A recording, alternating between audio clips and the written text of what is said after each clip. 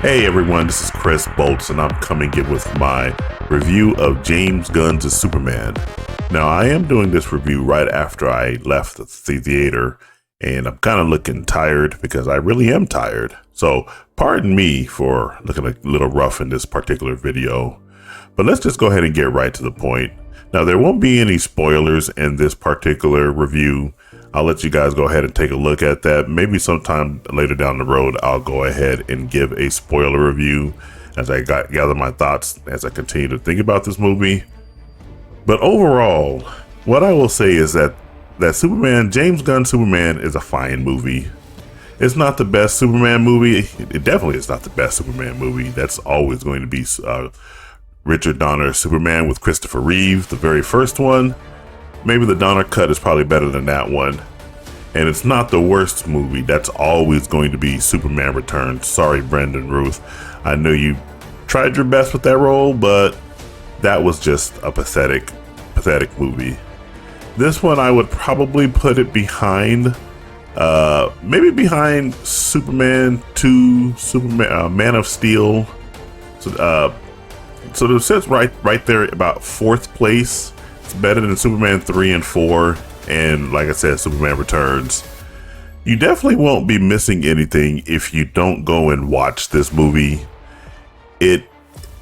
Now, when I say that it's not the worst Superman movie or the best Superman movie, that's only within the realm of the Superman movies.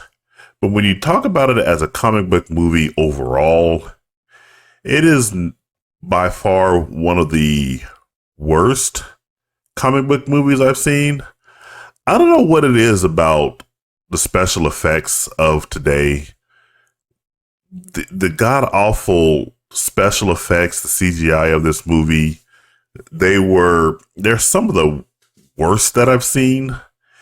I don't think it's as bad as any of the Disney Marvel special effects, but it certainly is on par with what you've seen in The Flash. And we all know what James Gunn thought about The Flash. He thought that was the best superhero movie. I wonder if he thinks that movie is better than his Superman movie.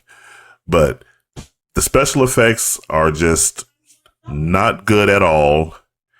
And when you watch the movie, you'll see that that it's just a muddied mess. The destruction of Metropolis is on par with what you've seen in Man of Steel. I know a lot of people made a stink about the destruction of Man of Steel. Well, get ready to make a stinker about this one. Now, as far as the performances themselves, David Corenswet's performance as Superman / Clark Kent, I can't say his name, Clark Kent, is fine. It's never going to get anywhere near Christopher Reeve's performance of Clark Kent. I don't know why I can't say that name.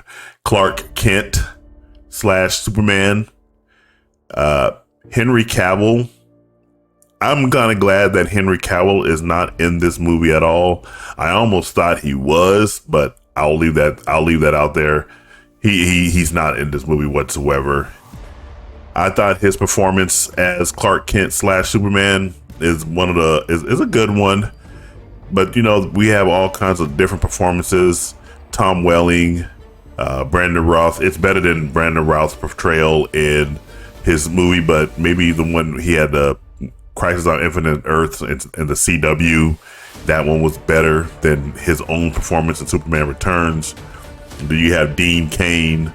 You have George Reeve going all the way back to the late 30s, 40s.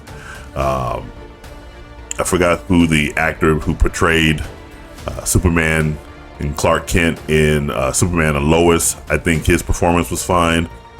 David Corenswet, his is not the best. He's not the worst actor to come along and play the role. So he did an okay job.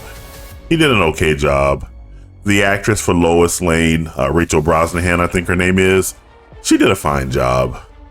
In fact, Nathan Fillion, I think his performance as Guy Gardner, Green Lantern, was probably the breakout performance in the show.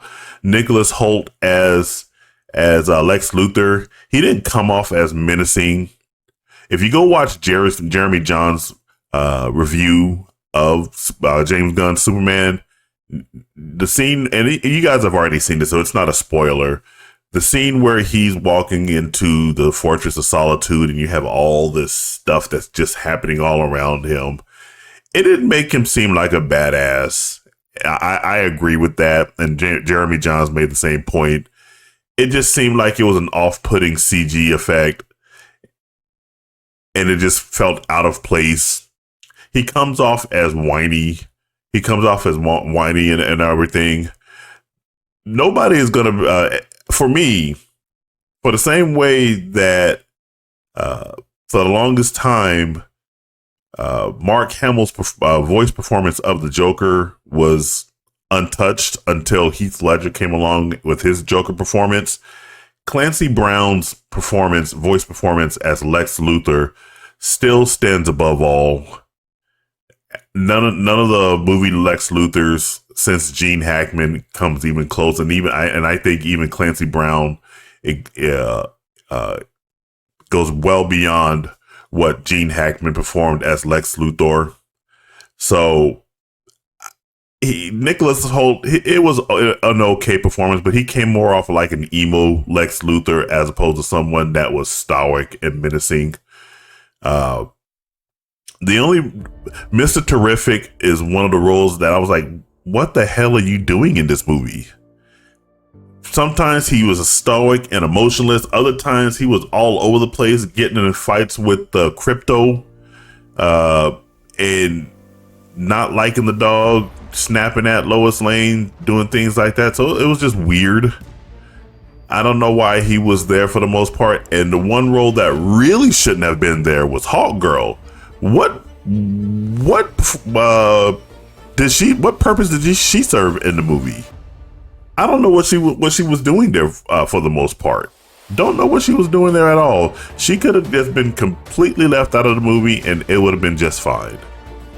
You know. Overall, again, it's a fine movie. You're not going to miss anything if you don't go see this movie. And in fact, just thinking about it as the ride home with my wife, we were riding home. I was just telling her that at this point, I'm pretty much done with Hollywood's portrayal of superheroes. I think the next movie that's coming up, Fantastic Four, I still haven't bought my tickets for that, but I got to go buy my tickets so I can watch that on the Thursday premiere on the 24th.